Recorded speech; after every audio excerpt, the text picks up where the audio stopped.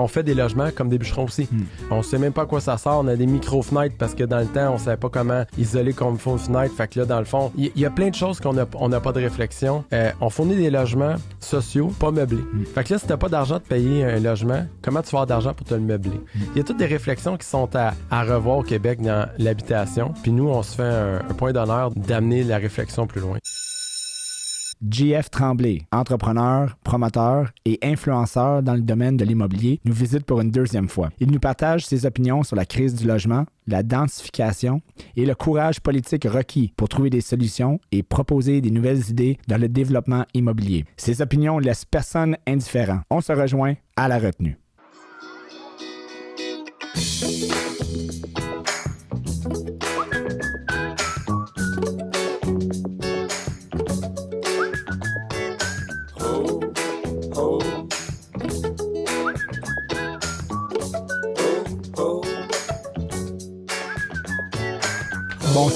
Bonsoir. On est de retour. Merci d'être là avec nous à un autre épisode d'émission de La Retenue. Et puis, ce soir, avec nous, pour notre premier invité, un invité pour la première fois qui revient 2 fois. Yes. On se disait qu'on allait faire une tradition, je pense, parce qu'il y a toujours des choses intéressantes à nous conter, à jaser. Monsieur JF Tremblay. Bonjour, bonsoir. Bon après-midi, bon avant-midi, dépendant à quelle heure que tu écoutes. À quelle heure vous écoutez exactement. C'est ça, peut-être 3 heures du matin, selon ceux qui travaillent de nuit.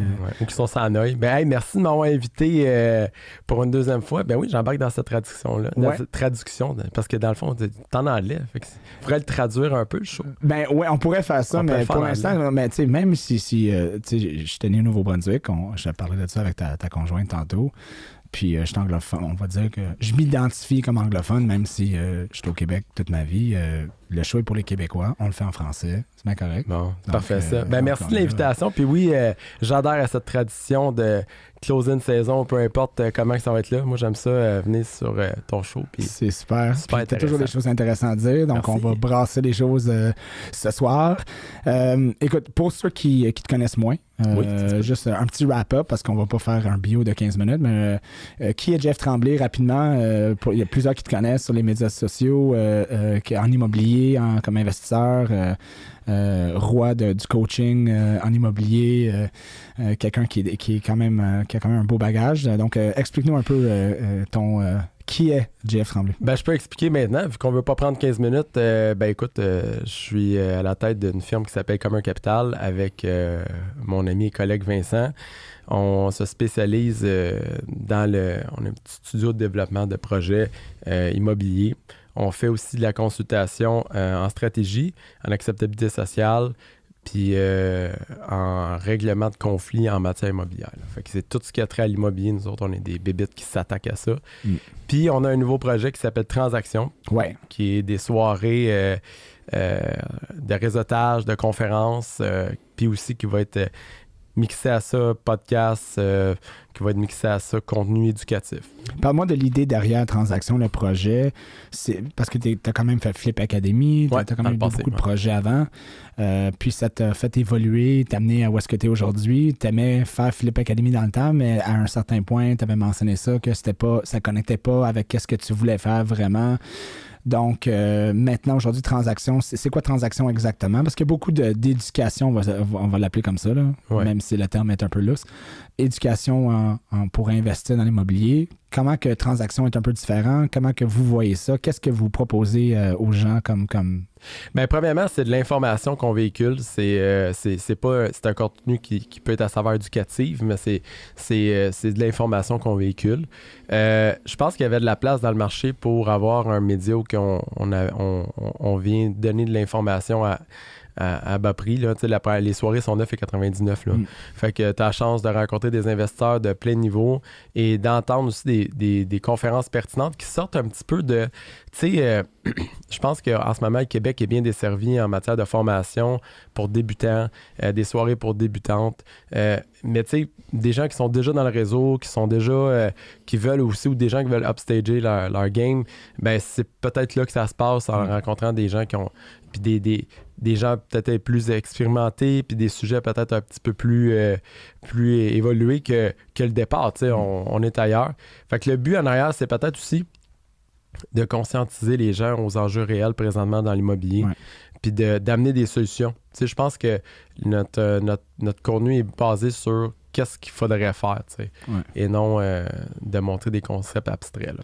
Tu parlais de qu'est-ce qui est courant, qu'est-ce qui est applicable en ce moment, parce qu'effectivement, le marché a beaucoup changé, surtout dans les dernières années. Ouais. Et je pense que le marché qui va venir dans les prochaines années va être très différent aussi, surtout à cause de ce qui se passe au niveau économique, qu'est-ce qui se passe au niveau social. Et on ressent, on voit des changements. Donne-moi un exemple, par exemple, de qu'est-ce qui est courant en ce moment, qu'est-ce qui se passe dans le monde immobilier là, pour les investisseurs en ce moment, qui est très courant, que les gens devraient comprendre, qui n'était pas nécessairement pertinent il y a 4, 5, 6, 7 ans? Ben c'est vraiment une très bonne et très belle question, parce qu'actuellement, ce qui se passe, c'est qu'on est en plein dans une crise du logement. Il faudrait habiter sur une roche pour ne pas le savoir.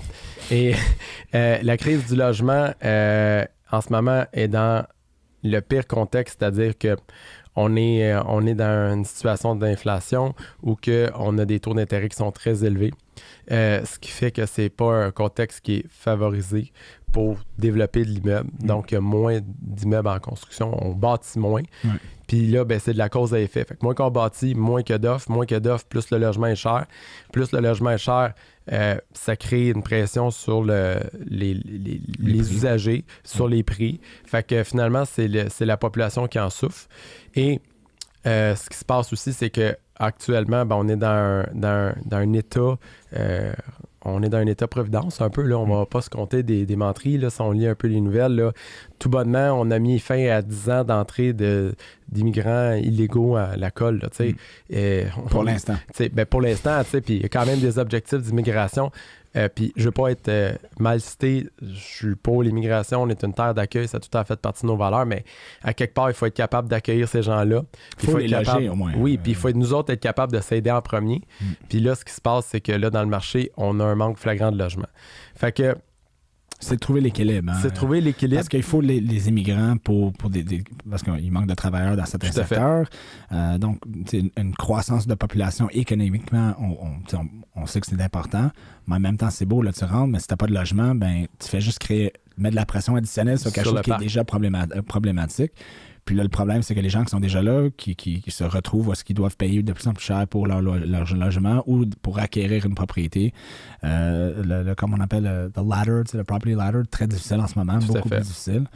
Puis c'est le mauvais timing avec les taux d'intérêt aussi. Là. C'est comme perfect storm, là, comme on dit. C'est ça. Puis là, ce qui se passe, c'est que les gens qui bâtissent ne bâtissent plus parce que c'est une chance inouïe de perdre de l'argent. Les matériaux ont monté, les terrains ont monté. Donc, on est dans une situation assez particulière au Québec, au Canada, mais mettons qu'on parle juste au Québec, où en ce moment, on cherche des pistes pour être capable de soulager la crise. Il y a beaucoup d'informations qui est disponible, mais pas accessible. Puis je pense que c'est peut-être ça aussi la valeur principale puis la mission principale de Transactions, c'est probablement de mettre en lumière les données qui sont publiques mais qui ne sont pas accessibles, puis de diffuser cette information-là pour que probablement que les gens prennent action puis disent « Hey, moi, là, je vais faire du logement puis je vais utiliser, exemple, les PSL de l'OMH pour être capable de me faire payer puis de bâtir des nouveaux logements puis de réfléchir à ça. D'ailleurs, ça fait partie chez Commun Capital puis dans nos développements qu'on fait, des réflexions qu'on a. On mange comme des bûcherons au Québec parce qu'on est éduqués de même. Les assiettes, là, tu vas dans les restaurants à déjeuner, là, c'est plus des assiettes, c'est des cabarets. Ils amènent ça à deux, là. Ils mettent ça devant toi, là, puis c'est une montagne de patates, une montagne de bacon. Mais on fait des logements comme des bûcherons aussi. On a de l'espace, on sait même pas à quoi ça sert. On a des micro-fenêtres parce que dans le temps, on savait pas comment isoler comme il faut une fenêtre. Fait que là, dans le fond, il y a plein de choses qu'on n'a pas de réflexion. On fournit des logements sociaux, pas meublés. Fait que là, si t'as pas d'argent de payer un logement, comment tu vas avoir d'argent pour te le meubler? Il y a toutes des réflexions qui sont à revoir au Québec dans l'habitation. Puis nous, on se fait un point d'honneur d'amener la réflexion plus loin à travers notre entreprise puis à travers nos médias. Partenaires, etc. Exactement. Où est-ce que le marché est rendu aujourd'hui immobilier surtout? Est-ce qu'on est plutôt dans un marché où est-ce que les gens qui veulent investir ou commencer à acquérir, il serait plus avantageux de regarder des projets de développement, de construction versus de l'acquisition, on va appeler ça de l'acquisition classique, où est-ce que tu acquéris ou tu optimises? Est-ce que le besoin, si on regarde pour un besoin, on s'entend qu'on a besoin de logement. On a besoin de... Encore là, c'est une très bonne question parce que les techniques, dans le temps, quand on achetait des immeubles, quand j'ai commencé, tu achetais un immeuble, tu rénovais l'extérieur, tu montais pas vraiment tes loyers. Puis ta valeur marchande, elle montait. Puis là, il y a du monde qui va me dire « Ouais, mais la valeur économique... » Mais dans le temps, là, les taux d'intérêt faisaient du sens puis les prix faisaient du sens. Aujourd'hui, si tu achètes un immeuble avec l'idée de crinquer les loyers, ben c'est une mauvaise stratégie. Parce que là, tu vas te ramasser avec des gens que tu vas mettre dans la marde. Tu vas être obligé de les mettre dehors. Tu vas être obligé de faire du cash for key. Puis, ça l'aidera pas à la crise. Parce que la personne là, qui est dans la marde, que tu lui offres un montant, elle va crisser son camp pour être capable de... Parce qu'elle n'a jamais vu d'argent devant elle. Puis là, elle va le prendre. Puis elle se ramasse dans la rue après. Alors, la vraie solution... Il y a un coût social à ça. Et moral.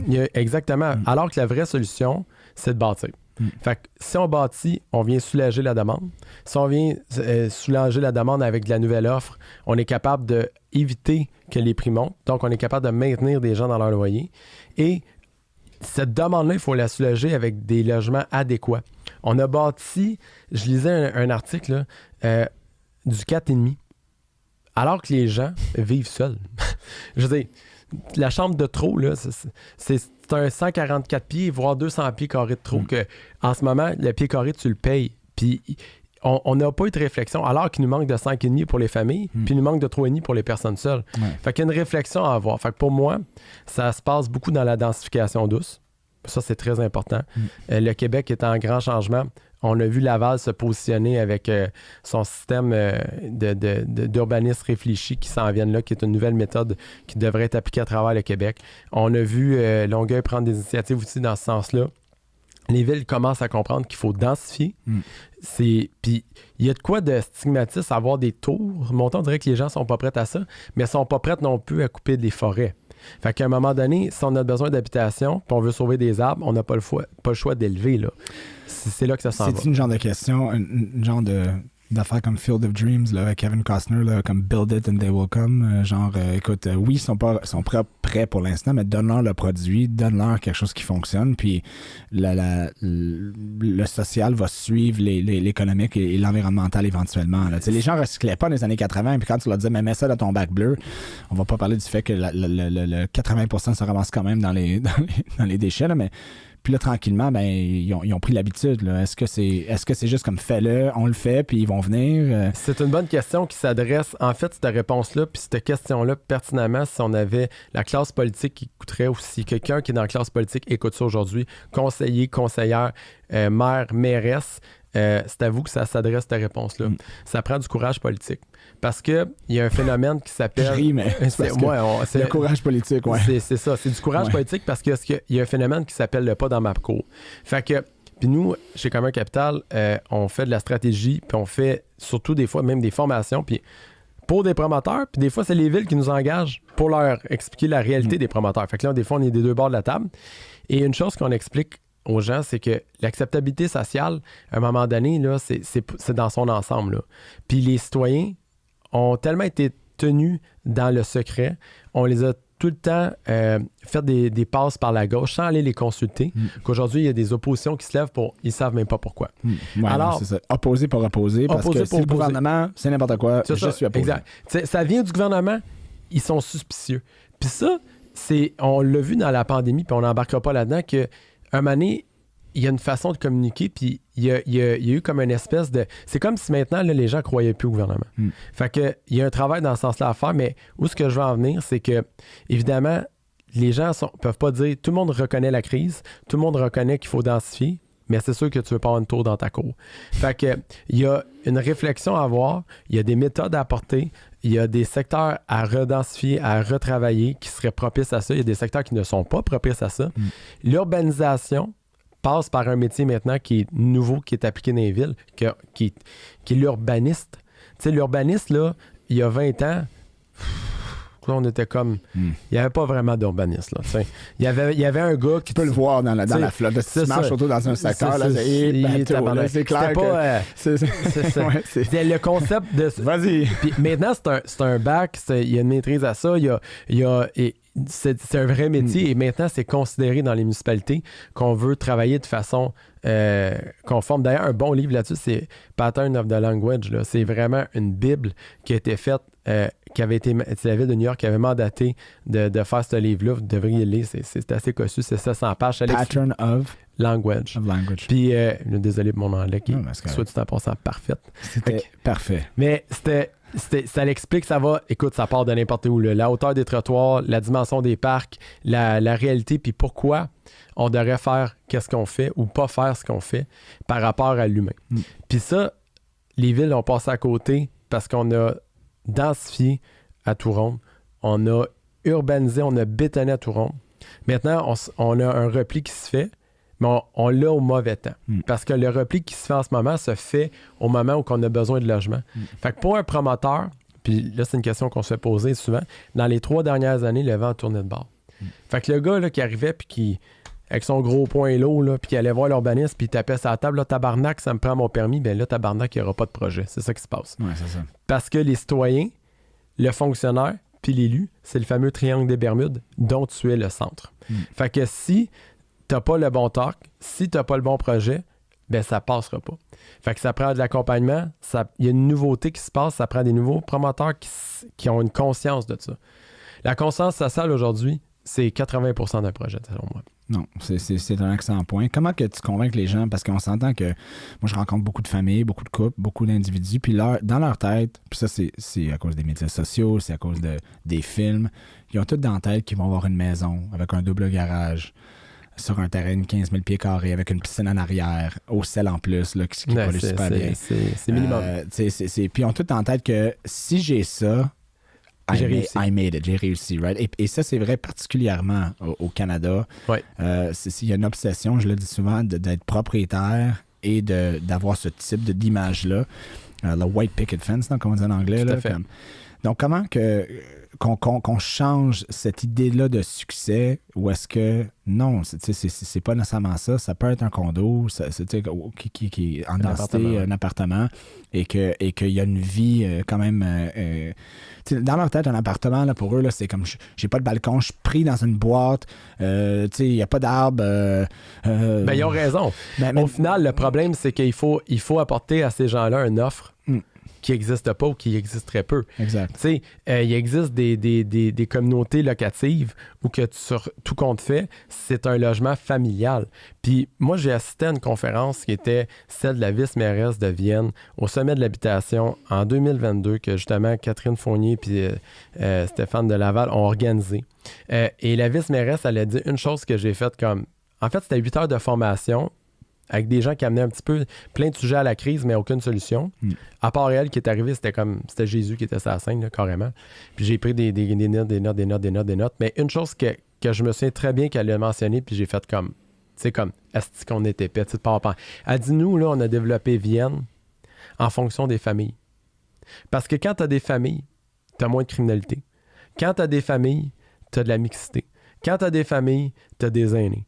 C'est sécuritaire des familles. Fait qu'elle dit, nous, on a développé pour que quand le couple se rencontre, jusqu'à temps que le couple ait des enfants, peuvent maintenir leur environnement. Puis là, tu prends la réflexion, tu fais tabarnak.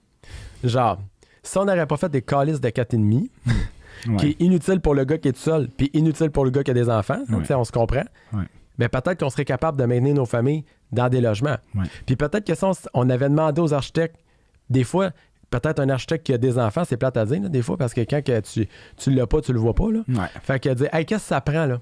Hein? Mettons, tu en as des enfants, nous, on a des enfants. Qu'est-ce que ça prend, là, pour une famille pour rester en place? Là? Parce qu'un nous autres, on est 5. Là. C'est plutôt tough à gérer dans. Ça te prend plus qu'un 5,5, là. Mais mettons une famille moyenne, là, 2 enfants, là, qu'est-ce que ça vous prendrait rester là? Quel genre de pieds carrés qu'on est capable d'échanger dans le même immeuble à un gars qui veut être seul versus ça? Quel genre d'insonorisation? Quel genre d'appliance ça prend? Là? Ça prend-tu un parc? Ça prend-tu ça? Puis là, quand tu te poses ces questions-là, les réponses viennent. Puis à partir de quand les réponses viennent, peut-être qu'on serait capable d'offrir l'offre. On est-tu capable d'avoir des parcs sécuritaires à l'interne? On est-tu capable d'avoir des piscines? On est-tu capable d'avoir des gyms? Est-ce qu'on a amené une garderie pas loin? Est-ce qu'on a un service de proximité? Est-ce qu'on a une petite pédiatrie sociale qui pourrait peut-être nous dépanner? Ces réflexions-là dans l'urbanisme n'ont pas été faites puis ne sont pas amenées parce qu'on bâtit pour la rentabilité et non pour la pérennité. Puis ce qu'il faut faire dans notre mindset, c'est changer ça puis être capable de voir un petit peu plus loin que le signe de pièce puis de voir qu'est-ce qui va se passer dans 25-30 ans. Comment changer ça? Parce que là, on a plein de voix qui parlent de ça. C'est une des personnes que j'entends parler souvent de ça à la radio, c'est Luc Ferrandez. Il parle beaucoup de la densité. Tout à fait. Puis, il amène des bons points, mais comme tu disais, comme la vice-maire de Vienne, il y a beaucoup de gens, c'est facile d'identifier le problème. Ça, c'est un problème, il faut ça. OK, merci. Mais de faire le pont entre le problème puis la solution. Le pont, c'est la solution. C'est quoi la solution? Parce que le problème, c'est que, OK, je peux le dire là, comme politique, mais après ça, le problème, c'est que ça prend de la coordination gouvernementale. Ça veut dire fédéral, provincial, municipal. Ça prend des citoyens qui sont on board avec ça. Ça prend des entrepreneurs et des promoteurs qui vont faire ça. Ça prend des banques qui sont ouvertes à financer ça. Prêteurs privés aussi. Ça prend tellement de gens qui sont engagés dans la même direction. Ça semble comme un genre de montagne. Là. C'est comme regarder le Kilimanjaro et dire OK, on y va. C'est que ici au Canada, puis même dans notre concept nord-américain, on a la gauche puis on a la droite. Ouais. Okay? Si on regarde dans les Pays-Bas, là, c'est des pays centres. Okay? Il y a un discours polarisant, là, ça c'est jamais écouté. Regarde, on fait juste regarder, là, puis je veux pas pointer personne, puis je veux pas recevoir de poursuite par la malle, là, mais d'un bord, on a la Corpic, puis de l'autre bord, on a le Frappu, là. Les deux parlent, là, mais jamais ensemble. Ça, c'est le problème, c'est ça, là. Fait que là, t'as la Corpic qui arrive avec leur grosse affaire, le gros bouclier, puis là, de l'autre bord, t'as la Frappu qui garoche des... Puis là, mais pourtant, ces deux organismes-là, là, ils ont des propos qui pourraient s'échanger.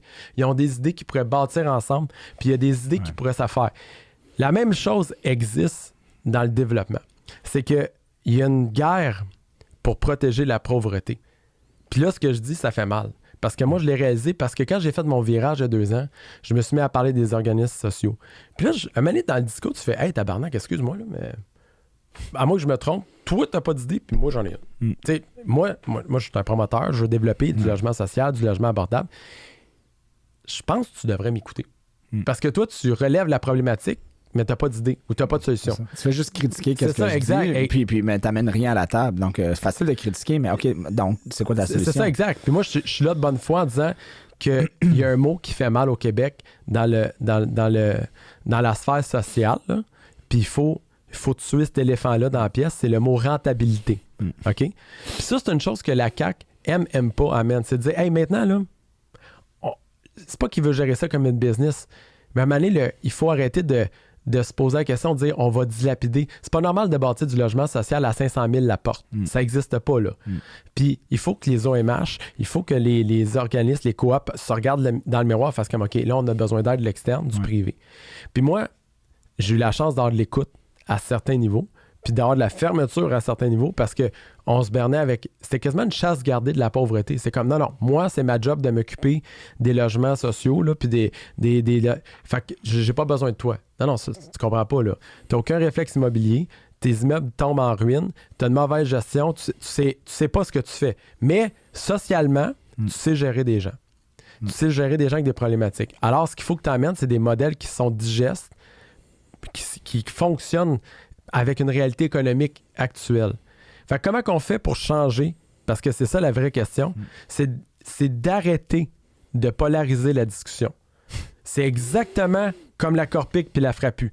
Si, mettons, là, j'aurais un conseil à leur donner, si ces deux organismes-là m'écoutent en ce moment, là, c'est fermez vos gueules, allez prendre un lunch ensemble, on va essayer de médier une solution.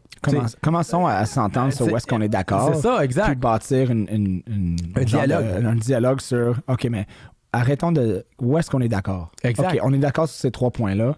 Qu'est-ce qu'on peut faire au moins avec ces 3 points-là? Exactement. Puis souvent, c'est... Tu sais, quand on y pense, c'est le discours le même. Puis c'est la même affaire dans les logements sociaux. Puis dans les logements, en ce moment, puis j'ai l'air d'un extraterrestre dire ça, puis tu vas voir dans 3 ans, dans 2 ans, le monde va parler de ça. C'est possible de faire des logements sociaux avec les programmes actuels même dans l'économie maintenant, puis d'être rentable, puis d'être bancable. Hey, va faire ça dans le conventionnel. Mais il faut revoir l'architecture, il faut optimiser les grandeurs, il faut faire la collaboration du milieu. Puis là, ben, c'est un changement. Mais évidemment, il ne faut pas être polarisant dans notre discours. Ouais, parce que si on se polarise, là, c'est sûr qu'on n'aura pas de solution. On est sur deux extrêmes. J'aime que tu parles de polarisation. Les médias sociaux contribuent à la polarisation. Tout à fait. Et puis, je pense que ça, pour toi, puis tu me corriges, je sais que tu vas me corriger si je n'ai pas raison. Tout à fait. Il y a ma femme, puis il y a toi juste en deuxième. Donc... moi, j'ai cette position-là pour Ryan. Il m'a trop chanceux. Tu vois, t'es numéro 2. Mais, tu sais, on s'entend que là, c'est un Jeff Tremblay qui a beaucoup évolué dans ce genre de conversation-là. Oui. Parce qu'il y a des gens qui nous écoutent qui pourraient dire que, ouais, mais tu dis ça, Jeff, là, mais t'es une figure polarisante. Tu as été au moins une figure polarisante. J'en suis encore une. Effectivement, sur les médias sociaux, sur les choses que tu dis, tu causes un peu tu brasses les choses. Puis là, tu es en train de nous dire de ne pas être polarisant. Comment que Jeff répond à ça? Comment que tu peux jongler avec ces deux contradictions-là? En fait, c'est que j'ai un discours qui vient frapper l'imaginaire. C'est ça qui fait. Fait que tu m'aimes ou que tu m'aimes pas, OK? Je crois ou avoir la prétention d'avoir plus d'écouteurs que de haters.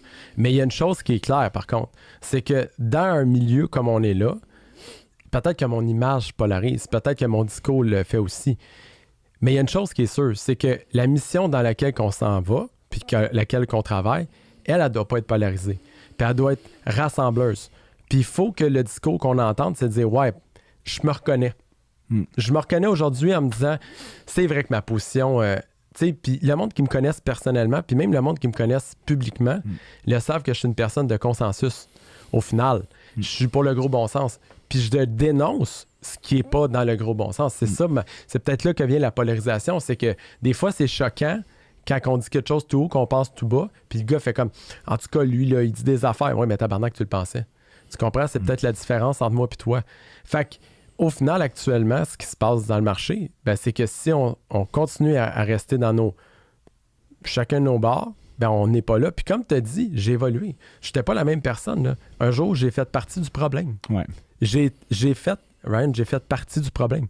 J'étais là, puis jusqu'à temps que je prenne conscience que je fais comme Chris, man, je peux pas enseigner ça au monde. Je peux pas faire partie de ça. Il faut que j'utilise mon cerveau. Puis qu'un jour, mes enfants vont dire, hey man, ça, c'est mon père qui... Tu vois, lui, il l'a fait. Parce qu'au final, là, ce qui te reste dans la vie, là, c'est tes valeurs. C'est ton système de valeurs. C'est ça qui te reste. Puis c'est ça qui te fait agir bien ou mal, puis qui te mène peu de réflexion, de dire non, je devrais peut-être pas faire ça. Parce que c'est pas dans mes valeurs. C'est pas ça que je voudrais que mes enfants pensent de moi. Je veux être le gars qui a été un acteur de changement et non quelqu'un qui a été un militant du problème. Tu comprends? Je comprends. Donc, Transaction va contribuer à ça, parce que j'imagine que c'est pour parler un peu de ces sujets-là. Tu vas interlouper. Moi, je vais essayer d'évangéliser mon monde avec ça, mais ça ne sera pas la seule mise. Tu sais, à un moment donné, on est en train de développer un projet, moi et Vincent, où que ça va être du logement qui soit un peu plus haut de gamme. Je ne vais pas à un moment donné faire un focus total et final. Je suis en train de développer un projet en ce moment qui s'appelle la Maison du Travailleur. Qui, si vous allez voir maisondutravailleur.com avec NOS Architecture, que c'est une révolution dans le modèle financier, de la façon que c'est ça, puis c'est axé sur des grosses entreprises qui ont des problèmes locatifs. L'idée, c'est d'amener des solutions. C'est ça l'idée. Puis de contribuer. Fait que si moi, je suis capable de te le dire à toi, puis toi, avec mon idée, tu fais plus de chemin, mais je suis crissement content. Parce que c'est une communauté, là. Nous autres, on est juste des acteurs de changement pour une communauté. Les acteurs de changement, c'est un bon mot, ça. Tout à fait. Donc, Simon Sinek, j'imagine que tu connais qui Simon Sinek, il parle beaucoup de son why, tu sais, que ta mission, en fait, lui puis beaucoup d'autres écrivains, speakers là-dessus, parlent de son why, puis que ton why doit être plus gros que toi-même. Donc, toi tu as beaucoup d'idées, tu sais, c'est des idées qui motivent, qui peuvent changer ou modeler une société qu'on n'est pas là actuellement. C'est qu'est-ce qui te drive là-dessus? Là? C'est quoi ton why? Dans le sens que tu as ta transaction qui va... Tu as d'autres projets, tu parles de la conscience sociale, le développement durable, toutes ces choses-là, mais à la base, là, quand tu te lèves le matin, c'est quoi ton driving force? Là? Qu'est-ce qui fait que c'est-tu juste d'avoir de l'impact puis d'avoir une différence, de laisser un genre de... Tu veux laisser un leg. Si tu as choisi l'immobilier, tu sais, moi, à un moment donné, il a fallu que je me pose la question, puis c'est une très bonne question, puis c'est drôle que tu en parles parce que j'ai fait un atelier là-dessus là-dessus. Il y avait 100 personnes qui ont assisté à cet atelier-là. J'ai fait, on en parle tout le temps, le fameux Big Why, tu sais. Puis c'est la source de motivation. Puis à un moment donné, tu te réveilles un matin, puis quand tu cherches ton identité, puis ça m'est arrivé, tu sais, j'ai perdu beaucoup de poids, j'étais arrivé, j'étais comme, Chris, man, pourquoi je fais ça? Pourquoi je fais du flip? Pourquoi je... Tu sais, la base de faire du flip, c'est changer quelque chose. C'est prendre dans un état puis de l'amener à l'autre. Il a fallu que je creuse là-dedans sur qu'est-ce que j'aimais du flip. C'est l'aspect du changement. Vraiment l'aspect du changement, de prendre une merde puis de l'amener dans un château. C'était ça l'idée. Puis c'est ça que j'aime du design, c'est ça que j'aime de l'architecture, puis c'est ça maintenant que j'aime dans le fait du design urbain. Puis je vais plus loin dans mes réflexions de dire, hey, il faudrait qu'on soit capable d'amener des modèles qui fonctionnent. Puis là, tu vas plus loin, tu te dis, ben écoute, maintenant que j'ai mes modèles, là, puis j'ai mes patterns, là, un peu comme Elon Musk, là. Elon Musk, là, le monde dit, hey, toi, tu fais des voitures électriques, là, mais c'est pas si bon que ça. Hey, tiens, c'est pas si bon que ça, check. Voilà les patterns, fais-en toi aussi. Ouais. Parce que c'est bon pour tout le monde. Améliore-le, vas-y, fais la meilleure. Ben moi, c'est la même affaire. Moi, je vais te donner toutes mes idées, fais-les en mieux, man. Fais-les, puis fais-les chez vous, puis contribue dans ta communauté à être un acteur de changement puis créer du logement. Puis j'ai donné la conférence qu'on a donnée, là, le 18, là. Man, j'ai 4 personnes qui m'ont écrit. J'ai des rencontres avec 4 personnes, puis ceux-là, je les coach personnellement. Tu veux savoir comment faire du logement social? M'a donné réponse, man. C'est intéressant, tu dis, dans le partage. Tu sais, partage, puis fais-les mieux que moi. Parce qu'en immobilier, là, puis on s'en va là. Ouais. Le partage authentique, vraiment le partage. Là, pas le partage comme pour faire de l'argent. Là, quand je vais partager, mais me partager 15% de ce que je fais, puis l'autre 85% va le garder pour moi. Là, puis, c'est ça. Parce que ça existe dans l'immobilier, ça. Ben oui. Il y a tous des mécanismes de l'intellect, là, tu sais. Il y a tous des mécanismes en place pour garder ceux qui ont une certaine information. Même dans le financement commercial, de mon côté, là, quand on finance, les gens qui sont des experts dans le financement multilogement, des projets, tout ça, là, c'est des gens qui ne sont pas très partageux, en général. Yeah. Donc, ils gardent leurs secrets, ils gardent leurs contacts, ils ne sont pas dans le partage. Moi, du côté résidentiel, je suis dans le partage. J'essaie de partager le plus de connaissances et le plus d'idées que j'ai sur le marché, mais je réalise que ce soit immobilier, que ce soit du côté financement ou du côté du marché immobilier, il y a des mécanismes monétaires, des mécanismes à but profit, de profit, qui sont là pour partager, mais en réalité, partagent pas vraiment beaucoup. Là. Ils partagent c'est plus des environnements ou des plateformes qui permettent d'aller trouver de l'argent, trouver des personnes pour enrichir, mettons, les top 10% qui sont déjà en place. Là. On va les appeler des gens importants dans l'organisation. Toi, tu ne sens pas être là-dedans. Tu es dans le partage. Je vais te donner ça, puis tu sais quoi, je donne tout ce que j'ai.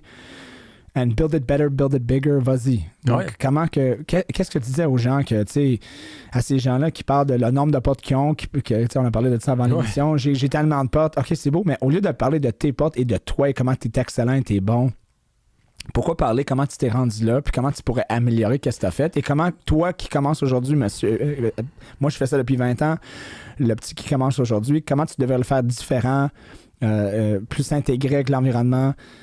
C'est rare, ça. T'es comme you're like a white rhino. Qu'est-ce qui... Ben, regarde, valeur nette, valeur économique, valeur marchande, c'est bien rare qu'on parle des valeurs humaines. OK? Puis ça, dans l'immobilier, là, plus que ça va aller, plus ça va être compliqué. Fait que là, mes petits tenants et aboutissants, là, les petits bien pensants de l'immobilier, là, écoutez-moi bien, OK? Genre, éventuellement, là, c'est pas encore le cas, là, mais un jour, ça va être la qualité de tes relations qui vont faire ton succès. Okay? C'est la qualité de la personne que tu es qui va faire la différence. Parce que dans l'immobilier, c'est facile d'acheter un immeuble. Hein? Tu trouves un courtier, il te trouve un immeuble, tu as une mise de fonds, tu vas voir quelqu'un qui fait des hypothèques, il te trouve un financement, tu as un immeuble. Mais il y a une différence à un moment donné quand que c'est une entreprise que tu bâtis, quand que tu veux faire ta vie là-dedans, quand que tu veux vraiment être en ligne avec toi-même. De dire, à un moment donné, c'est une question de relation. C'est avec qui je le fais, comment je le fais, puis pourquoi je le fais. Puis ça revient au why. Puis la chasse gardée de l'information, ça montre l'étroitesse d'esprit des individus. Parce que les gens qui sont petits, ils ont juste besoin de montrer qu'ils sont grands en partageant pas ce qu'ils ont. OK? Si j'ai une idée puis je te la donne, on a tous les deux une idée. Si j'ai $1 puis je te donne, il me manque une pièce puis toi, tu as une pièce. Fait que l'idée, c'est oui, on peut garder les idées pour nous autres mêmes. Puis je me suis déjà fait voler, hein, parce que ça existe des gens qui copient les idées. C'est correct. C'est correct parce que probablement aujourd'hui que quand tu réfléchis à ça, tu te dis, ben s'il l'a fait mieux que moi, tant mieux. Oui, c'est vrai que ça peut me créer un bug. Là. Quand tu es en route, que le gars copie la meilleure affaire, bon, c'est ça. Mais si c'est une idée qui est faite pour être capable d'évoluer, ben tu es aussi bien de partager ta connaissance. Après ça, c'est juste un jeu d'ego de dire, c'était moi qui l'avais eu en premier, cette idée-là. Ouais. Oui, c'est beau. Mais maintenant, si lui l'a fait, puis ça a eu un impact puis plus gros que le tien, tu devrais te féliciter. Maintenant, il faut que tu te respectes et être capable toi-même d'exécuter tes idées puis d'être capable de les monétiser pour toi-même puis de les partager. T'sais. Si tu es bon, tu devrais être capable de le faire. Puis tu sais quoi? C'est une affaire que j'ai revendiquée dans beaucoup de municipalités. Il y a un grand vent de changement en politique. Puis à un moment donné, j'ai dit... Puis je dis encore à certains services d'urbanisme, je pense que le plus important maintenant en 2023, c'est la qualité des projets qui compte avec les individus qui sont derrière. Parce que trop souvent, dans trop de villes, dans trop de mécanismes, ça a été l'argent qui a acheté les projets. Ça a été le qui tu connais. Puis finalement, là, ce qu'on se ramassait, c'était avec des projets de merde, puis qu'on a vu ce que ça a donné. Ouais. Aujourd'hui... Pour augmenter les revenus. Exactement. De la ville. Tout le monde gagnait là-dedans. Le purse municipal. Ou de sa propre poche. On a passé là-dedans au Québec. Ouais. Mais maintenant, je pense qu'on est rendu révolutionné. On a révolutionné ça. On est dans une époque révolue de ça. Il faut qu'on arrive où que l'idée prime. C'est la meilleure idée qui va gagner. Puis à partir de là, si on est capable de la diffuser, puis toi, tu me dis, hey, pense à ça ou fais ça, ben dans 10 ans, on va se retrouver et dire, hey, tu sais, quand tu m'as donné cette idée-là, j'ai fait de l'argent avec ça, man. Puis je te remercie. Puis moi, ben il y a quelqu'un d'autre à quelque part qui va me donner une idée parce que j'ai contribué à ça. Tu sais, à un moment donné, c'est peut-être spirituel, mais je me dis, si j'aide quelqu'un, sûr que quelqu'un d'autre va m'aider. C'est peut-être judéo-chrétien, peut-être, mais je le fais puis ça marche. Mais non, je pense que c'est vrai. Je pense que si tu t'entoures de gens où est-ce que tout le monde s'aide puis s'élève ensemble, ben tu peux pas, si tu es encore autour de ces gens-là, tu peux pas rester en bas, là, tu vas juste monter avec eux. C'est une formule qui ils vont c'est pas mathématique. C'est mathématique, c'est un fait. La réciprocité. Exactement. C'est vraiment des belles valeurs. Donc, si tu partages ces valeurs-là avec les gens qui font tes cours, tu fais des podcasts à toi aussi, là, des émissions qui vont sortir. Donc, et ta mission, c'est vraiment d'essayer d'avoir le plus d'impact possible pour changer le landscape un peu là-dessus. Oui, puis c'est de dire, tu sais, je pense que l'effet de changement, puis d'avoir la tribune nécessaire pour dire, hey, il existe d'autres choses. Tu sais, moi, quand j'enseignais le flip, j'avais de l'air du gars dans Big Short, tu sais, j'annonçais des affaires, puis le monde était comme, mais voyons donc. Puis là, certains m'ont écouté. T'étais un fou. Ouais, puis j'étais un voyou. C'est ça, Exactement, c'est ça. J'étais un voyou. Explique-moi, c'est quoi un voyou, Jeff, parce que là, je demandais à la production, j'étais comme là, on va te mettre voyou, je pense que c'est bon, puis là, je me disais, mais là, il y a un point d'interrogation, ça veut dire que c'est est-ce que j'en suis un? Être un voyou, c'est une personne qui fait des petits coups, mais tu sais, être un voyou, c'est peut-être tu sais, les gens vont-tu identifier ça, être un rebelle? Être un rebelle, c'est quelqu'un qui pense pas comme les autres. Puis être quelqu'un qui pense pas comme les autres, c'est quelqu'un qui pense différent. Puis être quelqu'un qui pense différent, finalement, c'est un acteur de changement. Il y a une émission, pas une émission, mais un commercial. Commercial, c'est une annonce de Apple. Tu sais, que Steve Jobs, quand il parle, this is for the. Tu sais, comme je sais pas si tu sais de quoi je parle, là, il parle de this is for the geeks and the nerds and the ones, tu sais, comme.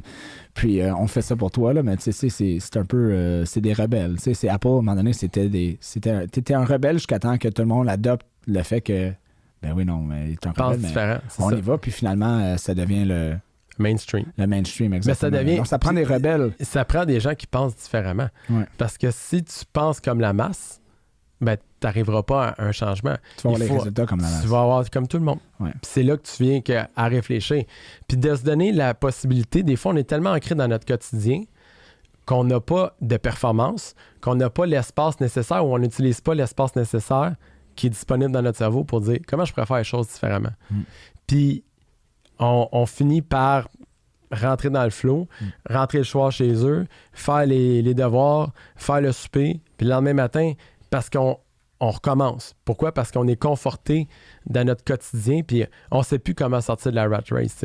Puis il y a une certaine forme de peur qui s'installe dans l'inconfort, parce que quand tu sors de ta zone de confort, c'est que tu sors de ce que tu connais. Pas que c'est pas confortable, c'est que tu le connais pas. Exact. C'est la peur d'être dans quelque chose que tu connais pas la qui peur de prime à l'inconnu. C'est ça souvent, qui prime. Tous les peurs, c'est les peurs de pas savoir ce qui se passe. C'est ça. Exactement. Puis c'est ça que le Québec a peur.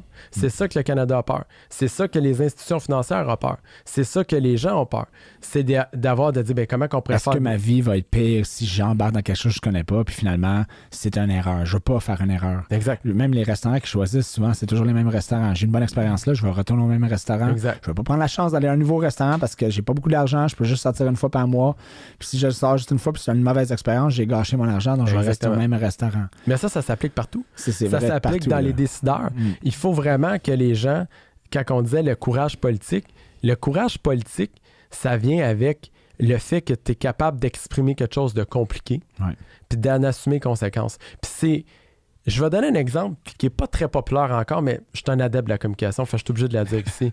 Si on regarde François Legault, là, il y a vraiment un taux d'adhésion très élevé. Puis moi j'appelle ça un examen de conscience pour les politiciens. François Legault, il n'essaie pas d'être populaire, là. Il fait des choses populaires. Mais sa plus grande force, c'est d'essayer des choses, de s'excuser quand de prendre le blâme quand ça revient, de s'excuser quand ça va pas bien, puis de dire, écoute, on l'a essayé, puis on l'a fait. Puis de dire, écoute, c'est pas parfait, mais Chris, on va essayer de le faire. Puis de bouger ses affaires. Puis souvent, dans la classe politique municipale, qui est la classe la plus sensible pour le développement immobilier, parce que nous autres, Québec, on s'en crisse, le gouvernement fédéral, c'est loin d'en esti de nous autres. Là. C'est les décideurs, là, c'est ceux qui sont en bas, qui sont dans les municipalités. Puis malheureusement, la majorité du temps, ces gens-là, parfois dans certaines villes, ils sont stockés parce que leur volonté, c'est de se faire réélire, on se comprend. Exact. Puis le problème... François, avec tout respect, François Legault, c'est la même chose. Ils ont toutes la même affaire, sauf que son approche est différente. L'approche est différente. Puis la méthode, elle l'est, parce que lui a compris qu'il était capable de maîtriser ses actions, puis le message qui va avec ses actions, puis de le faire passer. Où ce que je veux en venir, c'est que dans le mandat de la CAQ, puis encore là, juste qu'on ne me décontextualise pas. Je suis pas en train d'élouanger. Je vais juste regarder les actions de changement qu'ils ont faites. Il y a eu du courage politique à travers ça. Fait que, puis là, je parle pas du masque. Là. Je parle de l'ensemble de l'œuvre. Fait qu'en municipal, c'est la même chose. C'est qu'à un moment donné, il faut arriver à dire, je suis un leader, je rentre là, je prends une décision. Peut-être que ça sera pas la meilleure, mais je vais en prendre une. Puis je resterai pas dans l'inertie. Fait que mais on réajuste. Là. On réajuste. Quand on parle d'exécution, là, ça, c'est une affaire que je parle à des entrepreneurs, même des courtiers, quand on parle de développement. Soit en exécution. Souvent, ils attendent d'avoir le plan parfait. Exact. Puis d'exécuter après. Tu ne vas jamais exécuter. Tout à fait. Exécute et ajuste. Exécute et ajuste. On a une image à peu près qu'est-ce qu'on veut. Vas-y, mais c'est sûr que tu ne vas pas arriver de point A à point B. Là. Tu vas partir de point A à point C, à Z, à A, partout sur la map pour finalement peut-être arriver à ton but. Et peut-être ton but va même se modifier par la suite à cause que quand tu exécutes, tu vois comment le marché change, comment le projet peut changer. En fait, c'est d'exécuter et de ne pas être rigide. Exact. Puis c'est la base de l'entrepreneuriat, c'est de tenter quelque chose et d'avoir la capacité et le manque d'ego nécessaire de dire OK, c'était peut-être pas parfait, fait que là, on va faire ça différent pour amener ça à l'autre niveau. Fait que les gens, leur problème, c'est qu'ils partent avec un plan puis ils stick to the plan. C'est correct, mais à quelque part aussi, il faut avoir la capacité de rajouter en cours de route. Exact. Puis ça s'applique à tous les niveaux. La même affaire au social, la même affaire au logement. C'est-à-dire, actuellement, là, peut-être qu'en 92, quand on a formé les OMH, c'est une crise de bonne idée. Et de reconnaître qu'on n'a pas raison quand on n'a pas exact. raison. La politique, c'est juste ça aiderait quand on parlait de courage politique. On a essayé ça durant la pandémie, on vous a dit ça. C'était pas vrai. On pensait que c'était ça. Là, c'est pas ça. Désolé. Au lieu de dire, ben là, comme des fois, ça sonnait un peu excuse. Puis ça se voit dans tous les niveaux, comme je te le dis. Vois, là, comme admets-le, t'as manqué ton coup, là, c'est correct de manquer ton coup, là, ça arrive partout, là, mais c'est toujours de cacher que non, on n'a pas fait une erreur. Non, écoute, t'as l'as massacré, là, mais tu sais quoi, on a appris, qu'est-ce qu'on a appris, maintenant on va pouvoir être mieux pour arriver au but après. Ça, c'est dans une perte de confiance. Il y a un excellent livre là-dedans qui s'appelle les 36 cordes sensibles des Québécois. Quelqu'un qui fait de la politique devrait lire ce livre-là et le relire plusieurs fois durant son mandat. Parce que on a une culture, puis on est une société à part des autres. On est vraiment typé. C'est comme si tu vas en Louisiane. La Louisiane, ils ont un thinking. Les États américains, dans la majorité, prennent le Texas. La Louisiane, ils ont la Floride, c'est des thinking très précis. C'est des sociétés précises avec... Mais le Québec, versus le reste du Canada est vraiment isolé. Ou l'Amérique du Nord. Là. Oui, vraiment. À cause probablement de la langue, à cause de la culture, à cause de tout ce qui vient avec. Même au niveau juridique. On est tous sur le Commonwealth, à part ça qu'on est sur le Code civil français. C'est ça, exact. Donc, puis c'est correct de le reconnaître. Là. Oui. Souvent, c'est... Société distincte. Exactement. Les Canadiens, là, quand on a des discussions, même si... Je suis québécois, j'habite ici toute ma vie, mais quand je leur explique que c'est différent au Québec, ça ne marchera pas, ça. Mais voyons pourquoi vous êtes toujours différents. Voyons pourquoi on serait obligé d'être pareil. C'est juste ici, c'est différent. Accepte-le. Comme si je te dirais, ben là, si tu veux faire de la business au Mexique, c'est différent que le Canada. Il n'y a pas un chat qui dirait, mais voyons pourquoi ils sont différents. Donc, pourquoi c'est différent? À cause que quoi? On est juste une province. Donc, là, ça ne marche pas à cause que quoi? Il n'y a pas de border, de frontières. Ouais. C'est vraiment un genre de blocage mental que je comprends pas. Je comprends pourquoi c'est arrivé, mais je comprends pas comment que les autres ne comprennent pas. On est dans un pays, mais on est différent. Parce que justement, ça ramène les vieux stigmatismes de l'indépendance puis le kit, ou qu'aujourd'hui, probablement que c'est plus un sujet qui est logique puis qui est actuel par rapport à toute notre économie. Mais si on prend ça de façon vraiment un segment, là, ben le Québécois moyen, c'est pas un Canadien moyen. Non, c'est ça. C'est correct de même. Puis il faut accepter ça. Puis d'ailleurs, quand on parlait de vecteur de changement, ben probablement qu'on a la force au Québec de changer, et je crois fermement dans moi, la tangente de la crise immobilière canadienne, parce que nous autres, on est plus facile à virer de bord. Honnêtement, là, le Québec, c'est un terreau fertile pour le changement. Il y a une ouverture. On est un peuple ouvert, on est un peuple accueillant pour les idées. On est là à dire, ça pourrait marcher. Ben, essayons-le. On est des essayeux. Faisons-le, essayons-le, voir si ça marche. Oui, c'est ça. Mais ça prend du courage politique. Exact. Une des livres, juste avant de passer à des questions immobilières, parce que le marché a changé depuis la pandémie, beaucoup et même dans les derniers mois, mais tu parlais de valeurs, rentabilité, les valeurs humaines. Un excellent livre là-dessus, c'est Mark Carney qui l'a écrit, qui s'appelle Values. C'est très bon. Là. C'est pour ceux qui nous écoutent. Là. C'est ça, c'est en anglais, puis c'est un peu nerd parce qu'il parle aussi de toute la création de l'argent et la valeur de l'argent historiquement. Mais il rentre dans les valeurs humaines aussi là, qu'on doit intégrer dans la politique monétaire, qu'on doit intégrer en politique. Donc, ça devient que tout est là. Il faut être capable de mélanger tout ça ensemble. C'est pas un ou l'autre. Souvent, on essaie de séparer les deux. Là. On se crée des croyances limitantes. Bien, puis je suis obligé de faire un lien avec ça en disant que souvent, je pense qu'on a trop souvent pas consulté.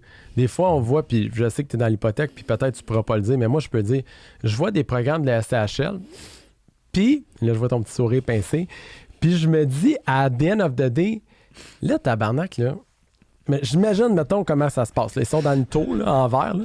Puis là, ils sont toute une gang d'économistes, d'actuaires, puis de bien-pensants à l'entour de la table. Puis là, ils travaillent. Puis là, ils écrivent. Puis là, ça va être bon, ça. Puis là, ben, ils n'ont pas d'immeuble. Fait que là, c'est cognitif, pas expérientiel. Non, c'est ça. Puis c'est le débat entre qu'est-ce qui marche dans ta tête puis qu'est-ce qui marche sur le terrain. Oui. Puis on le voit actuellement avec OPH Select, qu'il y a des choses qui ne marchent pas. Là, il y a un nouveau programme, le FFCL, qui vient de sortir. Puis là, tu te dis, OK, mais on peut-tu être consulté? Who's the motherfucker qui a pensé à ça? Ouais, c'est ça. Il est où le gars, man? Attends, tu peux. Tu sais, mon chum. Pourquoi t'as fait ça? Ouais, c'est dire, je vais te donner un conseil. Je peux pas donner beaucoup de conseils, mais comme, prends le téléphone, appelle 2-3 gars qui en font, dis, ça, si je fais ça fait du sens pour vous autres. Il y a pas. On dirait qu'il y a une rigidité dans ce montage-là, puis cette machine-là, qui est, encore une fois, qui a été créée il y a des années, qui a été créée pour les bonnes raisons. Ouais. Aujourd'hui, il y a des coups de pied dans le cul qui se manquent. Puis, genre, il y a des réflexions profondes à dire, attends un petit peu, là. Genre, puis, je salue, parce qu'encore des fois, on dirait que c'est en silo, la SHL. Je vois des pubs passer parce que sur Facebook, il y a genre un like, tu sais, il y a 50 millions de subventions, c'est une idée novatrice, puis là, tu leur écris, puis finalement, moi, j'étais loin, OK, s'il y a quelqu'un de la SHL qui m'écoute, là, parce que Ryan, c'est une superstar du financement, là, écoutez bien ça, okay, je vais vous dire, OK. À un moment donné, je vois un annonce sur Facebook anglais-français. Fait que ça dit, si vous avez une bonne idée, écrivez-nous. Puis là, on a une belle subvention pour vous autres qui vont venir avec ça. Fait que je me dis, Chris, je vais leur écrire. Moi, je me lève la nuit avec des bonnes idées. Mais elles sont peut-être pas toutes nécessairement bonnes. Idées. Et il y en a des bonnes. Il y en a des mauvaises. Là. Si je demande à ma blonde dans le idée de marde que j'ai dans mes partenaires, il y en a des bonnes. Mais mettons que cette fois-là, j'en ai une bonne. OK? Ouais. Fait que j'écris. Je dis, j'ai une idée. J'aimerais ça parler à quelqu'un. Une semaine plus tard, pour avoir un reply que la fille est là, puis elle est plus là depuis 3-4 mois. Fait qu'il y a du monde qui doivent écrire à ce boîte courriel-là. Il y a comme un budget, une enveloppe budgétaire de 50 millions pour le Canada. Fait que logiquement, il y a comme 7-8 personnes qui s'en occupent. Puis la personne au Québec, ben, t'es en congé de maladie. Puis là, t'appelles là-bas. Puis il y a même pas, ça réfère même pas à un nom de poste. Tu fais comme, ben là, Chris, ça veut dire que, mettons, on va dire ici, c'est 10 millions, 5 millions d'enveloppe budgétaire bon, fait que tout le monde qui a des bonnes idées ici, ben, qui mange la marde. Là, dans le fond, on va attendre qu'il trouve quelqu'un qui peut répondre aux courriels. L'idée était bonne à la base. L'idée était bonne, l'initiative était bonne. C'est juste que l'application, il n'y a personne qui a fait de suivi. Puis dans le cas d'une crise, dans le cas d'une urgence, parce qu'en ce moment, on est dans une situation d'urgence. Dans la pandémie, là, on s'est mobilisé, mais on devrait se mobiliser pour le marché immobilier en ce moment. C'est ça qu'il faudrait faire. C'est ça mon message. C'est vraiment un bon message. Donc, pour ceux de la SHL qui nous écoutent, peut-être vous pourriez retourner son courriel. Écris-moi sur Instagram, monsieur de la SHL. Voilà, exactement. Et puis, donc, parlons de l'immobilier, parlons de la SHL, parlons un peu de comment l'immobilier a changé depuis les 12 derniers mois. La dernière fois, tu étais sur l'émission, on était encore à des taux d'intérêt, écoute, je vais dire raisonnables, mais... on pourrait avoir un argument, c'est encore raisonnable aujourd'hui, là, selon la façon que tu le vois, là, mais ça l'a triplé. On va dire ça de même. Ça l'a triplé depuis 12 mois. Ouais. Qu'est-ce que tu as vu? Comment que tout ça a changé, que ce soit au niveau politique, que ce soit au niveau de économiquement? Toi, tu es dans l'immobilier, tu respires ça, tu parles aux développeurs, tu parles à des investisseurs. Comment que tu vois que tout ça, depuis 12 mois, a un impact sur le marché? Moi, je pense que de façon idéologique, pas économique, on avait vraiment besoin de ça. Parce que là, ça a fait du mélange d'un pet de l'eau. OK? Fait que il y avait beaucoup de monde là, qui était dans l'immobilier par facilité. Fait que là, ça, c'est plate parce que l'immobilier, ça change la vie des gens, tout comme un chirurgien. OK? Ben, je me considère pas comme un médecin, là. Mais l'impact, là, est quand même assez là. Ouais. Alors que, malheureusement, dans l'immobilier, il n'y a pas beaucoup d'études nécessaires versus un chirurgien qui te joue dans le corps, là. Fait que toi, tu joues dans leur vie. C'est ça que tu fais en immobilier. Fait que t'as plein de monde qui faisait n'importe quoi, qui touchait à tous les pitons, là. Puis là, tu dis, Chris, qu'est-ce qu'il fait là, lui? À tous les niveaux. Puis là, les villes, parce que je dois défendre aussi les villes, sont pognées, des fois, avec un gars qui a aucune expérience, qui est dans un esti de projet immobilier, puis là, ils sont obligés de l'écouter, puis que ça tire du jus, puis là, ça crée de l'ombre à l'autre, ça enlève du temps. Puis au final, là, ce qui se passe en ce moment, malheureusement, c'est une purge, puis c'est une purge nécessaire.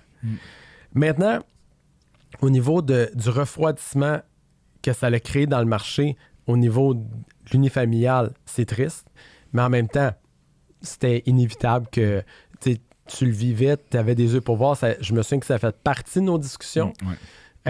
On le vit actuellement aussi avec les courtiers immobiliers. Il y a beaucoup de monde qui remettent leur licence, puis ils vont aller refaire des métiers qu'ils faisaient avant ou qu'ils auraient dû faire. Je ne vais même pas tomber dans la médisance, mais bon. Fait que ça, c'est une obligation qui devait être là. Maintenant, au niveau social, ben c'est un drame. Parce que, tu sais, les gros promoteurs, les gros constructeurs font comme, m'attendre, ça passe. Ça, c'est un drame. Fait que, tu sais... Mais sachant qu'il y a un besoin, pourquoi explique-moi ça? Parce que j'ai peut-être la réponse là, dans ma tête, mais j'aimerais comprendre pourquoi. Parce que pourquoi qu'ils attendent? Techniquement, s'il y a tellement un besoin de logement, on s'entend que si une maison est listée aujourd'hui, là, elle part vite simplement parce qu'il n'y a pas beaucoup d'offres, puis les gens recherchent, ils ont une obsession presque à acquérir un logement. Donc, si on voit ça de cette manière-là, pourquoi qu'ils ne construisent pas? Parce qu'on s'entend qu'ils vont toutes les vendre. Est-ce que c'est une question que le coût des matériaux, le coût de mettre ça en place, le red tape municipal, tout ça, pour pouvoir le livrer finalement, même s'il augmente le prix, même s'il y a une crise de logement, la rentabilité ou les marges sont juste pas là, c'est ça? C'est sûr que les marges sont rendues plus petites, c'est évident. Tu payes ton terrain plus cher, le tout a monté, tes coûts de matériaux sont élevés, la capacité de paiement de ton client, acheteur, il est barré. Tu sais, Ryan... Pourtant, ça se vend quand même. Les maisons d'un million, ça se vend. Il n'y a pas de maisons qui restent sur le marché 6 mois. Là. C'est rare. On a un petit refroidissement, je te dirais, mais au final, il y a plus de marché, mais c'est que ça ne passe pas au financement. À cette heure, je pense que les villes sont conscientes que le patrimoine bâti unifamilial au Québec, écoute, je pense que je verrais pas un 20 000 unités là, tout de suite demain sur le marché. Je pense pas qu'il y ait là le besoin. Là. Je pense qu'on a un besoin de logement, ça c'est clair, qui va libérer des maisons parce que les personnes âgées vont peut-être prendre la décision d'aller dans un logement pour faire un intermède entre, mettons, un RPA ou peut-être une autre fonction. Ça, il y a un besoin là-dedans. Mais dans le milieu de l'unifamilial, je ne sais pas à quel point qu'on a un besoin flagrant, parce que moi, je vois de la belle inventaire disponible, je vois des choses encore abordables, mais littéralement, la crise est venue, pas la crise, mais la flambée des taux est venue refroidir le marché des développeurs, le marché des constructeurs, là, parce qu'il n'y a personne qui se dit, moi, je vais bâtir un 6, un 12, un 24, puis perdre de l'argent à tous les mois, parce que la capacité de paiement des usagers n'est pas là. Puis, tu sais, j'ai un exemple que je nommerai pas. J'ai des amis qui sont dans l'immobilier, juste pas mal tous mes amis sont là-dedans, là, mais mon entourage du moins. Là, mais reste que j'ai un de mes amis qui a des milliers de portes, puis il perd des centaines de milliers de dollars par mois parce qu'il était en taux variable. Une chance qu'il y avait plus peur de la fin du monde que la fin du mois. Mais ce gars-là, aujourd'hui, il est en mesure de se poser la question qu'il y a des problèmes de financement parce qu'il n'y a pas de banque qui veut le refinancer. Même si tu as des milliers de portes et tu es multimillionnaire, ils font comme écoute, c'est parce que tu es déficitaire. Là. Ça marche pas. Ça marche pas. Ça marche pas. Je voudrais t'aider, mais ça marche pas. Fait que, alors qu'on devrait se pencher, encore là, j'imagine nos 4-5 bien-pensants de la SCHL en haut, faire comme attends, là, on va aller le voir parce que probablement qu'attends un petit peu, lui, c'est un esti de bon gestionnaire, cet rendu-là. Il y a de l'équité. Là, il faut le sortir. Là, parce que lui, il ne faut pas y envoyer le message qu'on n'est pas là pour lui. Alors que c'est le message qu'on envoie. Fait que c'est ça le problème. C'est qu'on est dans... c'est comme si il n'y a pas de programme pour les grands bâtisseurs. Il n'y a pas de programme pour les gens qui bâtissent en haut d'un dos. Attends, nous autres, c'est une traque à part. Alors que les villes sont en train de se doter de ça, des bureaux de grands projets, des bureaux de développement, puis le kit, parce qu'ils ne veulent pas justement que le développeur arrive au comptoir de l'urbanisme, puis soit à côté du gars qui a une dérogation pour un cabanon au calice. Il n'y a pas de temps à perdre, puis lui, il est là pour venir planter 7-8 millions, alors que l'autre demande un permis pour une cabane à chien. Ça marche pas. Là, faut il attend en ligne pour dans la même ligne que l'autre. Exact. Puis l'intervenant qui va lui parler de son esti de cabanon, il est peut-être pas encore rendu à l'étape de parler de projet, puis c'est correct, c'est l'évolution de l'humain. Un jour, il va être rendu là. Alors, les SCHL, les financiers, devraient avoir des tracks spéciaux pour ça, dire « Hey, je vais aller faire des calls, on va s'arranger parce que là, il faut pas que ça pète. » Là, en ce moment, là, si j'aurais un message à envoyer, on est dans les mesures de contingence. Là, là on est pas mal là. Parce qu'il y en a une couple qui vont faire comme « Hey, tu sais quoi, man? Je vais vendre mon parc. Je suis un esti de bon gestionnaire. Je suis un esti de bon administrateur. Là, je vais vendre mon parc. Je vais prendre mes millions. M'a acheté un esti de gros boat, puis fuck off. Fait que c'est ça que je vais faire. Puis je fais pas partie de ces gens-là, mais ça se pourrait passer dans l'esprit de quelqu'un que tu piques, qui fait comme, hey là, ça suffit là. Tu comprends? Puis lui, ça veut pas dire que le matin, il peut repousser. Son premier réflexe à ces gens-là, ça va être de repousser la facture à son locataire. C'est un réflexe naturel là, parce que là, il voit dans son compte de banque là, descendre, puis il se dit, ben là, moi, là, j'ai un immeuble où il y a une personne qui habite dedans, puis je perds de l'argent fois des milliers de portes. Il dit, ça n'a pas de sens. Puis il a raison de penser de même. Pourquoi c'est ma facture à moi? Alors que moi, je l'ai travaillé, puis c'est là que l'économie canadienne est en droit de se poser des bonnes questions, à dire, là, peut-être qu'on est sur le cadre d'un problème. On n'a pas assez de protection pour ces gens-là. Puis là, vous allez me dire, on protège les millionnaires. Ouais, mais attends un petit peu, le gars, on est en train de le vider. Là. Puis lui, il a monté ça. La conversation autour de les riches, ils sont toujours protégés, puis les riches, peut-être ça. Là. Mais tu sais quoi, ça, là, j'ai de la misère avec ça. J'ai de la misère à toujours bâcher la tête là, sur les gens qui font un peu plus d'argent, qui ont des compagnies. Là, puis à un moment donné, là, ces gens-là sont comme, écoute, là, c'est parce que moi, j'ai 30, 40, 50, 500 employés. J'embauche des gens. J'amène de la richesse. J'aide socialement pour la plupart, je crois. Ouais, définitivement. Et puis, on n'arrête pas de me dire que je devrais payer plus d'impôts, que je devrais payer plus de ça, plus de ça. À un moment donné, là, tu te dis, j'en ai assez, t'as raison. Puis je vais faire d'autres choses. Puis c'est ce gars-là, ce drive-là, cette énergie-là, ce thinking-là, cette réflexion-là, cet intellect, il est né spécial, ce gars-là. Là. On devrait un petit peu le protéger. Là. Fait que, puis au final, c'est pas le message qu'on envoie parce que souvent, on a des approches socialistes, puis on supporte ça. Puis on aime donc bien ça au Québec, là, quand quelqu'un se pète la gueule, de cette envergure-là, puis on se dit, il y en a qui ont fraudé. mais il y en a qui réellement ont fait les bonnes affaires, qui ont fait textbook, ce qu'il fallait faire. On parle pas des gens qui sont tout croches, puis qui agissent mal, puis prennent l'avantage des gens. Là. Ces gens-là, on va tout applaudir quand ils frappent tomber, le mur. Bravo. Mais on parle des gens qui ont vraiment tenté de faire quelque chose de bien, puis après ça, quand ils m'ont dit « Ah, c'est ça. » Comme si on valorisait le fait que, on valorise l'échec. Tiens, tu vois, ça, c'est qu'est-ce qui arrive quand tu essaies de faire de l'argent. Reste chez vous. Venez pour un petit pain, puis tu sais d'où la vie va être belle. Là, je vais collecter mes pensions à 65 ans, puis je vais me plaindre que là, je suis en hypothèque inversée parce que j'ai pas créé de richesse. Bravo.